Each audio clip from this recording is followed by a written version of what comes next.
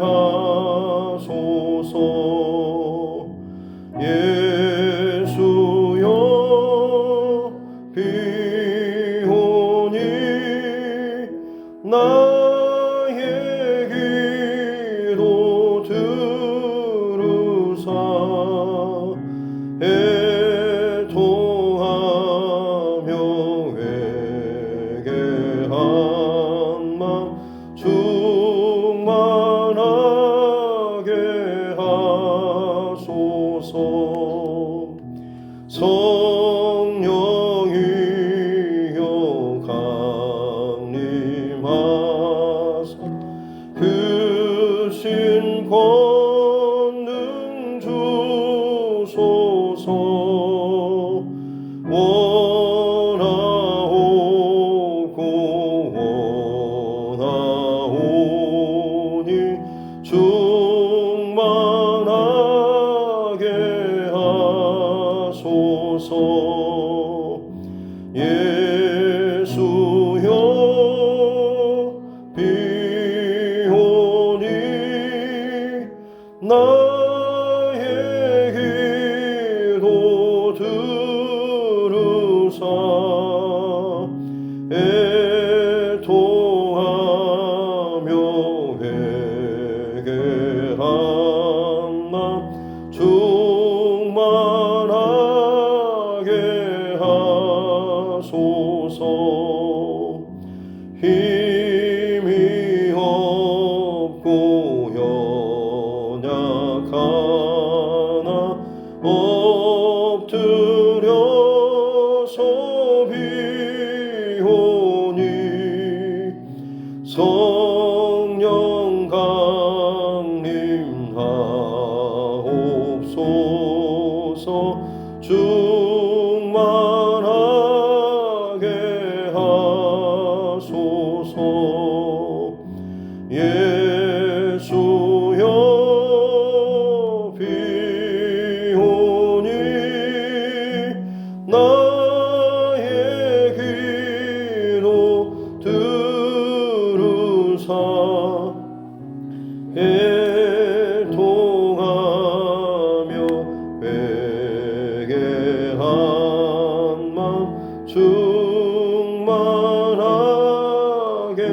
하소서. 쾌하고 위로하사 복을 받게 하소서. 충만하게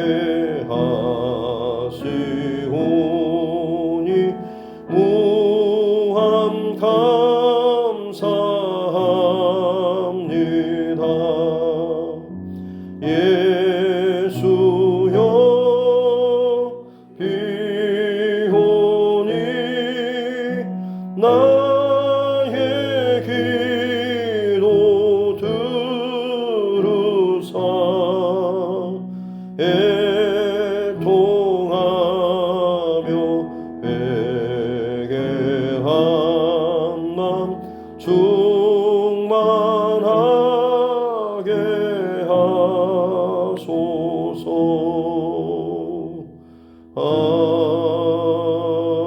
아멘.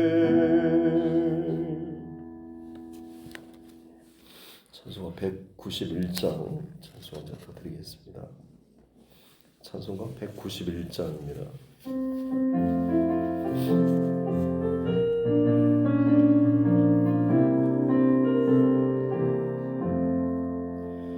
내가 매일 기쁘게 순례의 길 행함은 주의 팔이 나를 안보함이요. 내가 주의 큰 복을 받는 참된 비결은 주의 영이 함께함이라. 성령이 계시네 할렐루야 함께 하시네. 좁은 길을 걸으며 밤낮 기뻐하는 것 주의 영이 함께 함이라. 전에 죄에 빠져서 평안함이 없을 때 예수 십자가의 공로 힘입어 그 발 아래 엎드려 참된 평화 얻음은 주의 영이 함께함이라. 성령이 계시네 할렐루야 함께 하시네. 좁은 길을 걸으며 밤낮 기뻐하는 것 주의 영이 함께 함이라. 나와 동행하시고 모든 염려하시니 나는 숲의 새와 같이 기쁘다. 내가 기쁜 마음으로 주의 뜻을 행함은 주의 영이 함께함이라. 성령이 계시네 할렐루야 함께하시네. 좁은 길을 걸으며 밤낮 기뻐하는 것 주의 영이 함께함이라. 세상 모든 욕망과 나의 모든 정욕은 십자가의 힘이 못을 박았네. 어두운 밤이 지나고 무거운 짐 벗으니 주의 영이 함께함이라. 성령이 계시네 할렐루야 함께하시네. 좁은 길을 걸으며 밤낮 기뻐하는 것 주의 영이 함께함이라.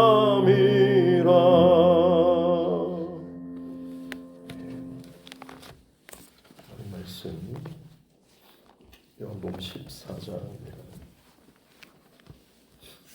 요한복음 14장 15절부터 24절 말씀까지입니다. 요한복음 14장 15절부터 24절 말씀까지입니다. 같이 함께 합독하겠습니다. 너희가 나를 사랑하면 나의 계명을 지키리라. 내가 아버지께 구하겠으니 그가 또 다른 보혜사를 너희에게 주사 영원토록 너희와 함께 있게 하리니 그는 진리의 영이라. 세상은 능히 그를 받지 못하나니 이는 그를 보지도 못하고 알지도 못함이라. 그러나 너희는 그를 아나니 그는 너희와 함께 거하시며 또 너희 속에 계시겠음이라. 내가 너희를 보아와 같이 버려두지 아니하고 너희에게로 오리라. 조금 있으면 세상은 다시 나를 보지 못할 것이로되 너희는 나를 보리니 이는 내가 살아있고 너희도 살아있겠음이라. 그날에는 내가 아버지 안에 너희가 내 안에 내가 너희 안에 있는 것을 너희가 알리라. 나의 계명을 지키는 자라야 나를 사랑하는 자니 나를 사랑하는 자는 내 아버지께 사랑을 받을 것이요 나도 그를 사랑하여 그에게 나를 나타내리라. 가룟 아닌 유다가 이르되 주여 어찌하여 자기를 우리에게는 나타내시고 세상에는 아니하려 하시나이까. 예수께서 대답하여 이르시되 사람이 나를 사랑하면 내 말을 지키리니 내 아버지께서 그를 사랑하실 것이요 우리가 그에게 가서 거처를 그와 함께 하리라. 나를 사랑하지 아니하는 자는 내 말을 지키지 아니하나니 너희가 듣는 말은 내 말이 아니요 나를 보내신 아버지의 말씀이니라. 아멘. 가슴에 손 얹고 함께 따라 선포하겠습니다. 하나님은 나를 사랑하십니다. 나는 그 사랑 안에 있습니다. 하나님께서 오늘 나에게 말씀하실 것입니다. 나의 마음은 하나님을 향해 열려 있습니다. 아멘. 예수님께서 마지막 만찬의 자리에서 제자들의 발을 씻기시고 또 끝까지 배반하는 가룟 유다가 이제 결정하고 움직일 때 이 땅에서의 그 십자가의 영광을 받을 때가 왔다라고 말씀하시면서 어둠과 혼란의 때가 이처럼 온 땅을 덮겠지만 그것을 이기고 통과할 수 있는 새 계명, 바로 서로 사랑하라라는, 내가 너희를 사랑한 것 같은, 내 목숨을 다 주어서라도 너희를 사랑하는 나는 죽고 그리고 그야말로 내 기준대로 혹은 내 마음대로의 어떤 사랑이 아니라 나를 다 내어주면서까지도 사랑하는 그 사랑으로 서로 살아가라는 그런 말씀을 하셨죠. 그리고 나서 이제 내가 너희를 위하여 거처를 예배하러 간다라는, 유대교 문화의 그 결혼 문화와 같이 신랑의 신부를 위해서, 정혼한 신부를 위해서 거처를 예배하러 가는 것과 같이 예수님께서도 지금 그러실 것이다라는 그런 말씀을 하시고, 마치 그것이 지금 당장은 내가 너희를 떠나는 것처럼 여겨지지만 그것이 너희에게 복이 된다라고 말씀하신 이유는, 그래야지만이 영원한 거처가 준비되고, 또 너희를 거처가 준비가 되면 너희를 다시금 데리러 오겠다라는 그런 말씀들을 하셨죠. 특별히 그 가운데 이제 이 땅을 살아가는 우리가 그 바른 믿음의 길을 걸어갈 수 있는 비결로서 예수님께서 어제 나눴던 말씀이, 이제 이 땅을 사시는 동안에 육체로 사셨다라고 하는 것, 그리고 육체로 사는 동안에 두 번째 아담으로서 이 땅에 오신 예수님, 육체의 소욕과 어떤 욕심이 아니라 매 순간순간 아버지의 뜻과 마음을 잃지 않기 위해서 늘 기도하셨던, 그리고 끝까지 나의 뜻대로가 아니라 나의 원대로가 아니라 아버지의 뜻대로 철저히 순종하셨던, 그러므로 인해서 이제 어떻게 보면 십자가의 죽음을 넘어서는 부활의 생명의 길을 여시는 우리 예수님, 그 예수님께서 이제 오늘 우리에게 그리고 제자들에게 주시는 축복의 메시지를 또 이어가고 있습니다. 그것은 뭐냐면, 내가 아버지께로 가서 아버지께 구하겠으니 16절에 보면 그가 또 다른 보혜사를 너희에게 주사, 또 다른 보혜사라고 하는 이유는, 원래 첫 번째 보혜사는 예수님 자신이죠. 보혜사라는 그 말은 파라클레토스라고 해서 내 가까이 붙어서 내게 말씀해 주시는, 조언해 주시는, 함께 하시는 바로 그런 분, 하나님의 마음과 말씀과 뜻을 전해 주시는 분이라는 그런 의미가 있습니다. 나를 지키고 보호해 주시는 분, 나를 사랑하시는 분. 제자들에게 그리고 주의 백성들에게 예수님께서 어찌 보면 그런 변함없는 순전한 하나님의 마음으로 곁에서 함께 동고동락하면서 하나님의 마음과 말씀을 전해주신 분이셨죠.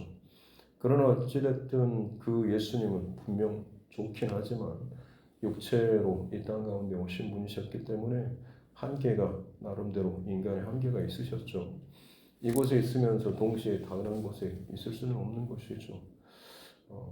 그래서 지금 예수님께서 아버지께로 가시고 또 다른 보혜사, 다른 형태와 다른 모습으로 너희와 함께하는 나의 그 존재를 너희에게 보내신다라고 하는 것이죠. 그래서 그가 영원토록 너희와 함께할 것이다 라는, 육체로 첫 번째 보혜사께서 오셨지만 이제 또 다른 보혜사를 보내시는데, 그분은 우리가 아는 것처럼 바로 성령을 의미하는 것이고, 성령은 말 그대로 거룩한 영적 존재입니다. 육체로가 아니라 영으로서. 그래서 그분은 17절에 진리의 영이시다라고 하는 것이죠. 다른 어떤 진리가 아니라 그야말로 하나님께서 맨 처음 창조하시고 에덴 동산에 선악과를 두신 것처럼 하나님의 기준과 판단과 원칙, 이 중심을 그 안에 온전히 지키신 분이시죠. 아담과 하와가 범죄한 이유는 결국 그 하나님의 그 진리의 그 기준을 불순종하고 내가 내 인생의 진리의 기준이 되겠다라는 그런 시도로 그 선악과를 따먹는, 하나님 그 원칙을 꺾어버리고 떨어뜨려버리는, 그리고 이제는 내가 진리의 기준이 되겠다라고 하는, 그것이 각자 자기의 소변에 오른 대로 사는 것이고, 오늘날 포스트 모던 현대 사회에 수많은 사람들이 각자 자기 판단과 자기 경험과 자기 옳은 기준대로 지금 살아가는 우리 세상의 그런 모습과 너무나 닮아 있는 것이죠. 이 가운데 각각의 세대와 시대 가운데 그럼에도 불구하고 하나님께서는 하나님의 사람들을 세우시고 변함없이 진리의 사람 그리고 생명의 길을 그리고 하나님의 말씀과 뜻을 따르는 그 기준들의 그 사람들을 세우셨다라고 하는 것.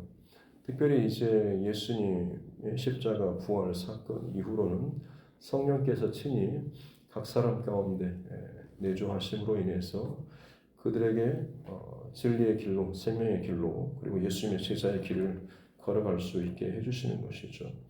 바로 예수님께서는 그 말씀을 지금 제자들에게 하고 계시다라고 하는 것입니다. 그리고 실제로 성령 강림 사건 이후에 교회라고 하는 거룩한 공동체가 이 땅 가운데 처음 생겼습니다.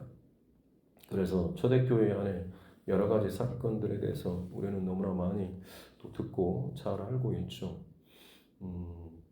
바나바라고 하는 그 레위 위로의 아들이라고 하는 칭찬받는 사람이었죠.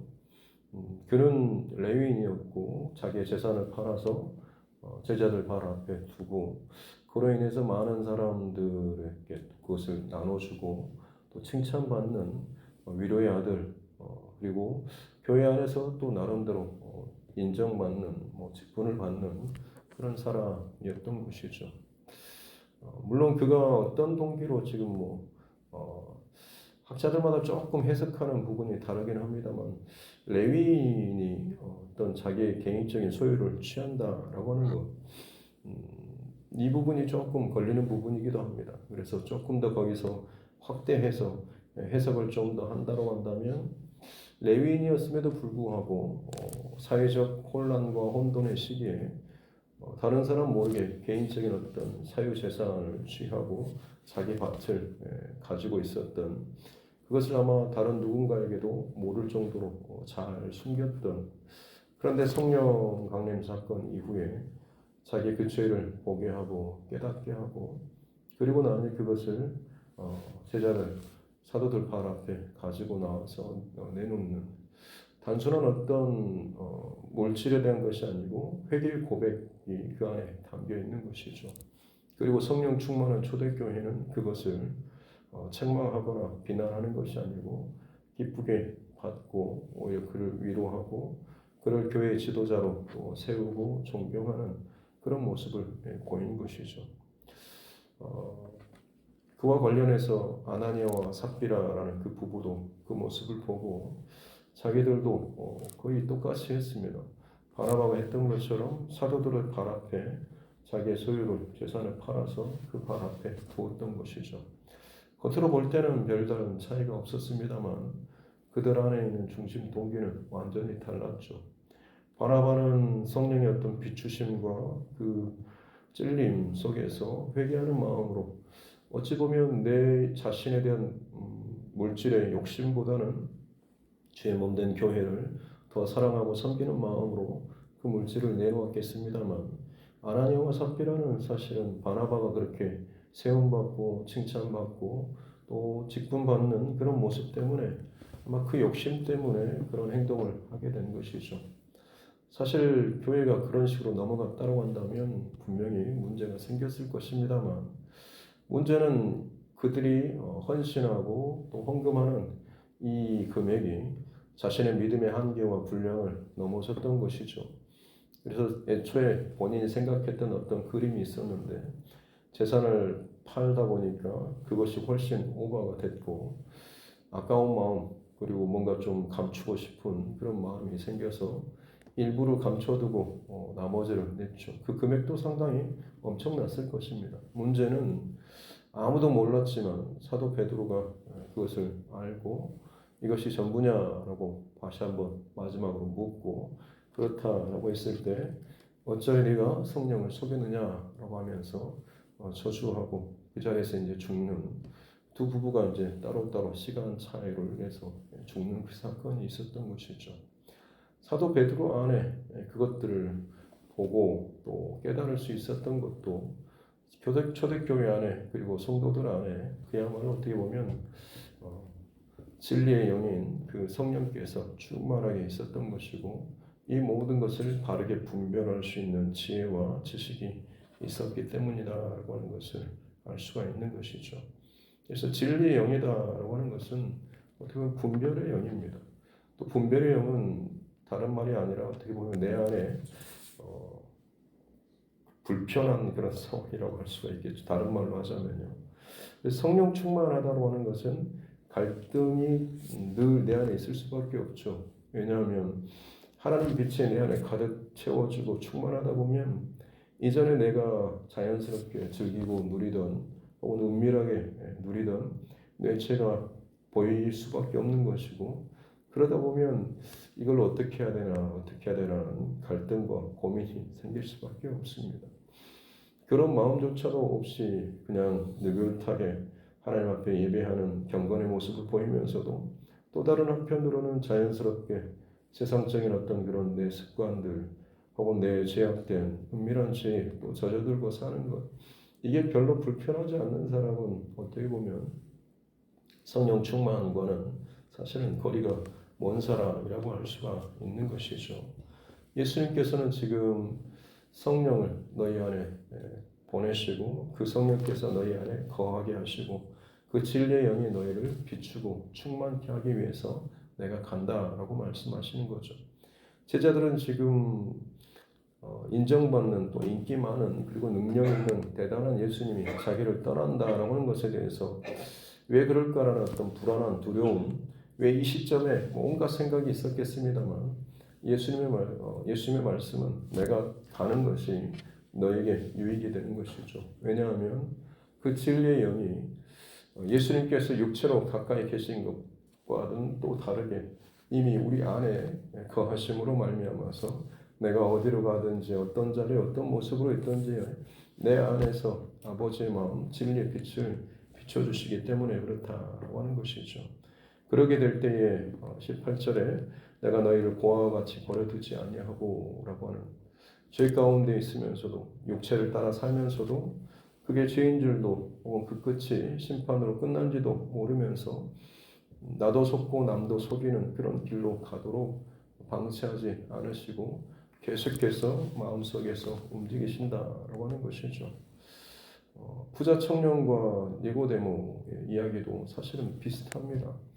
니고데모의 관원이었고 상당히 존경받는 사람이었지만 밤에 예수님을 찾아오죠. 어떻게 하면 구원을 받을 수 있는가라는 그 질문 그 자체가 본인 스스로 그 하나님의 구원에 온전히 이룰 수 없다라고 하는 것을 깨달았고 그 두려운 마음, 걱정스러운 마음이 있었기에 예수님 앞에 나온 것이었죠. 그래서 예수님께서는 네가 거듭나야 되겠다라는, 성령으로 거듭나야 되겠다라는 그런 말씀을 하셨던 것이죠. 니고데모는 물론 처음에는 그렇게 밤에 예수님을 사람들의 눈을 피해서 찾아오고 하긴 했지만 후에 시간으로 갈수록 예수님을 믿고 제자가 되고 예수님의 죽음 이후에도 예수님의 그 상사를 지내는데 같이 함께 했던 그런 사람으로 등장을 하는 걸 보면 그가 그 예수님과의 만남 이후로 지금 자신의 어떤 그 믿음의 그 여정이 수정되었던 것을 알 수가 있습니다. 그러나 부자 청년이 왔던 것은 니고데모 같은 경우는 자기 스스로 내면의 영적 상태를 바라보고 그것을 정직하게 볼 수 있는 중심이 그 안에 있었던 것이고, 내가 더 이 상태로는 안 되겠다라는 그런 영적인 그 절망감, 절박함, 두려움, 그런 마음 때문에 예수님을 찾아왔습니다만, 부자 청년 같은 경우는 오히려 어렸을 때부터 제가 그것들을 계명을 잘 지켰습니다라고 많은 사람들 앞에서 자기의 어떤 은화, 율법 이것들을 드러내고 또 인정받고 칭찬받고 높임받고자 하는 그런 의도가 있었던 거죠. 근데 예수님께서는 네 가진 것을 다 팔아서 가난한 자들에 주고 너는 나를 따르라라는, 어떻게 보면 그에게 생명의 길을 알려주셨습니다만 그 부자 청년은 재물이 많은 거로 근심하면서 그냥 돌아갔다라고 나오고 있는 것이죠. 그 안에 움직이는 그 동기가 어떻게 보면 전혀 달랐던 것을 알 수가 있는 것입니다. 우리 안에 성령께서 거하신다라고 하는 것, 그것이 진짜 복인 이유는 이와 같이 우리 안에 갈등과 고민과 하나님 앞에서 온전치 못한 것들을 깨닫고 거기에 대해서 내 안에서 계속해서 기도하게 되고 또 움직이게 되고 그리고 결국에는 회개할 수 있는 그 길이 우리에게 열려진다고 하는 것이죠. 그러기에 성령 받으라 그리고 성령 충만이라고 하는 것이 예수님의 그 부활 승천 이후에 모든 믿는 자들에게 있어서 가장 중요한 큰 주제라고 할 수가 있는 것이죠. 하나님 저와 여러분 늘 성령 충만의 은혜를 또 구할 수 있기를 주님의 이름으로 축복합니다.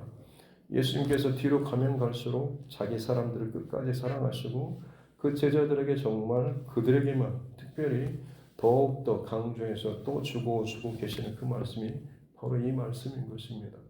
나는 지금 가지만 나를 대신해서 또 다른 보혜사가 올 것이고 그가 너희를 깨닫게 하고 때로는 설사 십자가의 그 사건을 제대로 통과하지 못해서 배반하고 도망치지만 다시금 너희를 깨우쳐서 회개하고 돌이킨 이후에 그 진리와 생명에 가득한 그 길을 걷게 하실 것이다 라는 이 모든 것들을 가능케 한 것이 바로 너희 안에 계실 성령이다 라고 하는 것이죠. 그래서 20절에 보면 그날에는 내가 아버지 안에 너희가 내 안에 내가 너희 안에 있는 것을 너희가 알리라. 육체로는 어떻게 보면 완전히 떨어져 있지만 이 하나 안에 성령께서 안에 계심으로 말미암아서 주와 하나님과 그리고 각자가 서로 이 하나됨으로 같이 연결되어 있음을 깨닫게 된다라고 하는 것이죠. 그럴 때 그 사람들에게서는 더 이상 어떤 세상의 두려움, 걱정, 근심, 위협 이것이 더 이상 그를 흔들지 못하게 되는 것이고 가장 담대하고 강력한 믿음으로 살게 해주신다라고 하는 것입니다.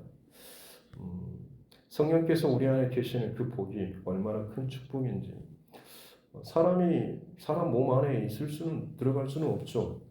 그러나 우리 인생 가운데 단 한 차례 그런 때가 있습니다. 그때가 바로 우리가 엄마 뱃속에 있을 때죠. 10개월이라고 하는 그 시간 동안 우리는 육체로서 다른 사람의 몸 안에 거하는 시간, 몸 안에 몸이 있는다라고 하는 것은 그야말로 한 몸이 되는 거죠. 똑같은 것을 먹고 같은 것을 느끼고 같은 것을 생각하고 하는 그런 시간들이죠.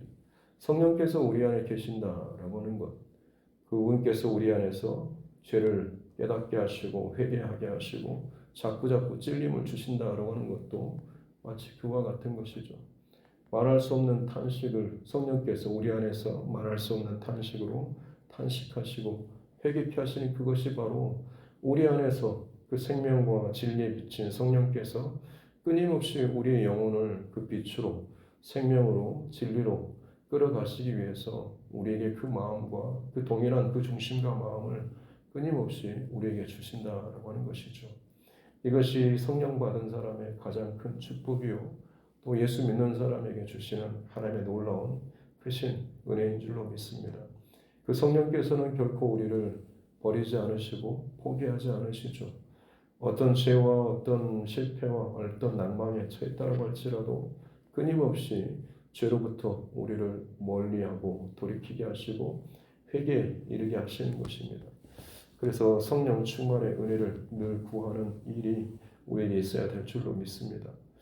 성령 충만한 사람은 다른 사람의 어떤 죄나 혹은 실패, 실수를 바라볼 때 보통은 네가 나한테 어떻게 이럴 수가 있어 라는 내 안에 어떤 감정 그리고 어떤 내 안에 어떤 기준 이런 걸로 인해서 칼질을 하고 싶어하는 마음이 참 많습니다만 진짜 성령이 충만하게 되면 그렇게 준비했다가도 사실은 내 죄가 기억나고 내 죄가 깨달아지고 오히려 내가 하나님 앞에 또 회개하는 그런 시간들을 갖게 됩니다.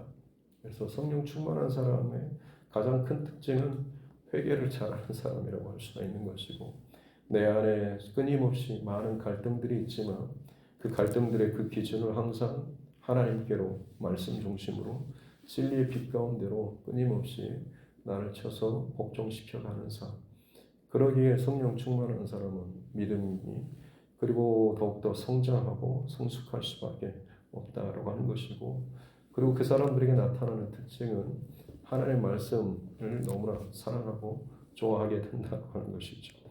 왜냐하면 하나님의 말씀 자체가 진리이시기 때문에 진리를 더욱더 가까이 하고 진리를 먹고 마시고 그 안에서 힘을 얻고 하는 것이 성령 충만한 사람, 성령이 내주하시는 사람의 가장 큰 특징이라고 할 수가 있는 것입니다. 사랑하는 저와 여러분, 그러기에 오늘 새벽을 깨우면서도 하나님의 진리의 말씀을 듣고 먹고 하는 것뿐만 아니라 개인적으로도 끊임없이 우리 하루 사는 동안에 보고 듣고 하는 세상에 얼마나 많은 것들이 있습니까? 구석에 보이지 않게 사단은 정말 사단의 그 어둠의 것들을 분명히 끼어서 놓고 우리를 하여금 많은 사람들이 보고 듣고 먹고 마시게 합니다만 우리 안에 빛이 있는 사람들은 성령의 능력 또 은혜가 있는 사람들은 그것들로 말미암아서 분명히 갈등하고 고민하고 그러면서도 나를 더욱더 돌이켜서 하나님의 진리의 빛 가운데로 살아가게 하시는 줄로 믿습니다. 그러기에 성령 받은 사람, 또 성령 충만한 사람이 이 땅을 살아가는 동안에 가장 귀한 축복이다라는 사실을 기억하시고 세상적으로 잘나고 성공하고 자랑하는 사람 말고 오늘 이 하루도 하나님 앞에 내가 진리의 사람으로 성령의 능력과 은혜로 더욱더 민감하게 깨어서 반응하면서 살아갈 수 있는 정말로 참되고 복된 하나님의 사람들 될 수 있기를 주님의 이름으로 축복합니다. 기도하겠습니다. 하나님 아버지 감사합니다. 이제 곧 십자가의 그 죽으심을 그 죽음을 앞두고 계시면서도 제자들을 너무나 끝까지 사랑하시고 그들에게 중요한 하늘의 진리와 또 말씀을 생명을 더해 주시길 원하시는 주님 감사합니다. 이것이 지금 우리를 향한 우리 안에 계신 성령님의 동일한 마음인 줄로 믿습니다.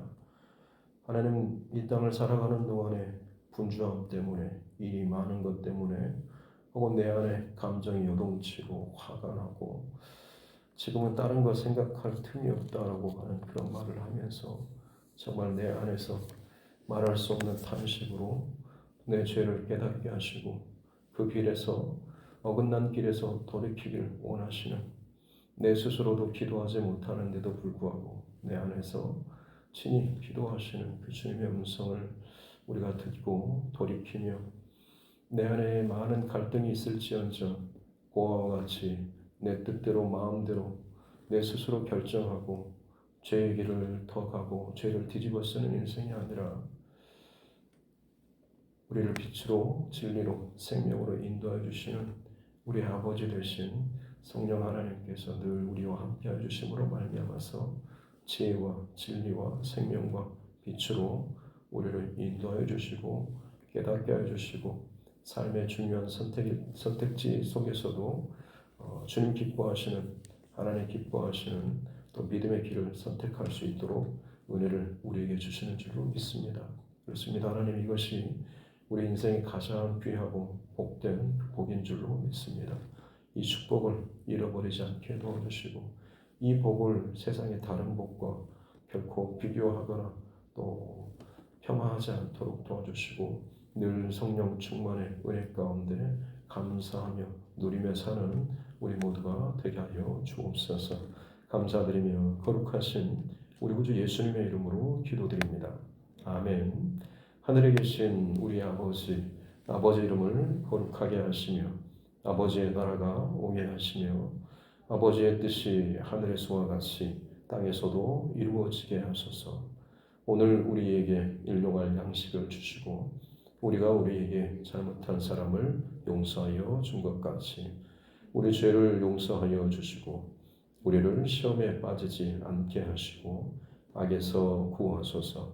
나라와 권능과 영광이 영원히 아버지의 것입니다. 아멘. 주신 말씀 붙잡고 또 교회와 주의중과 여러분 각자의 기도 제목과 이 나라 정치 위정자들과 세계 열방의 혼란스러운 이 모든 상황들 위해서도 또 그 가운데 또 복음의 사명을 감당하고 있는 또 우리 전도자들, 선교사들, 사역들을 위해서도 타지나 군복무 중에 또 해외에 있는 우리 가족 또 친척들 또 믿음에 연약한 지체들과 환우분들 위해서도 그리고 하나님께서 내게 붙여주신 영혼 구원의 대상자들을 위해서도 오늘 저녁 또 금요 철학 기도회를 위해서도 같이 함께 기도하겠습니다. 살아계신 아버지 하나님 감사합니다. 우리에게 성령을 보내주시고 성령으로 인쳐주시고 성령의 내주하신 그 은혜를 더하여 주시니 감사합니다. 주의 성령으로 말미암아서 늘 하나님과 하나님 아버지의 뜻을 잃어버리지 않게 하여 주시고 때론 내 안에 갈등과 고민이 있을지언정 그것이 오히려 주께로 돌이킬 수 있는 거룩한 고민과 갈등을 하게 해주시니 감사합니다. 그렇습니다. 주님, 이것이 우리에게 얼마나 귀한 복인지 갈등도 없이 그저 상황과 분위기와 어떠함 때문에 밀리듯이 떠밀리듯이 선택하고 결정하며 세상적인 가치와 기준대로 살아가는 이들이 얼마나 많은지요. 당장은 지혜로워 보이고 당장은 이익이 되고 당장은 또 쉽고 또 좋아 보이지만 결국 그 영적 상태가 또 죽어지고 잠들고 하나님에게서 멀어지는 일들이 얼마나 많은지. 당대의 종교 지도자였고 존경받는 사람이고 인정받는 사람이었지만 그 안에 스스로 구원받을 수 없는 것을 깨닫고 영적인 갈등과 고민 속에서 이 대신 예수님 앞에 나온 니고데모와 같이 하나님 이 땅의 시대 가운데 정직한 마음과 정직한 눈을 주셔서 그야말로 내 신앙이 나의 중심, 내가 지금 살아가고 있는 내 안에 걸어왔던 이 모든 여정이 주님 앞에 정직하게 다시 한번 정렬될 수 있는 은혜를 허락하여 주시기 원합니다. 겉으로는 아무리 똑같이 흉내를 내고 똑같이 행동을 한다고 할지라도 내 안에 품는 마음이 회개와 또 하나님께로 돌이키는 마음이 아니라 인간적인 계산하는 마음과 높아지고자 하는 마음과 내 뜻을 이루고자 하는 그런 마음들이 욕심이